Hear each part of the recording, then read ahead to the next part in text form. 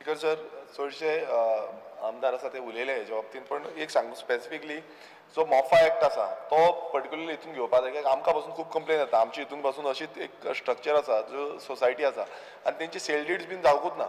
So sale deed जावंक ना म्हणून तांकां स्पीकर सर परत परत आमच्या फुड्यान येता. हो जो विशय आसा हेच्या पयलींय आमी काडलेलो की कसो सुटावो करपाचो. आनी म्हाका आतां जे सीएमान एश्युरन्स दिल्लें आसा की आमी हेजेर कितें तरी उपाय हाडटले. आतां स्पेसिफिकली हांकां कॉन्फिडन्सान घेवन कशें करपाक शकता हेजो ठोरपणान म्हाका दिसता निकाल हो ह्या असेंब्ली सेशनान म्हटल्यार आयच्या दिसा नाल्यार फाल्यां तरी आवट करपाक जाय की आमी कितें करताले ते.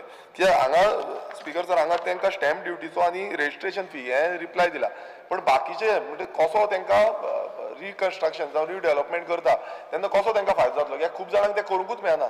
आमी एवरी टायम म्हणटा की करतले म्हणून. सो एश्युरन्स असो वचपाक जाय तो एक्झिक्यूट जातलो.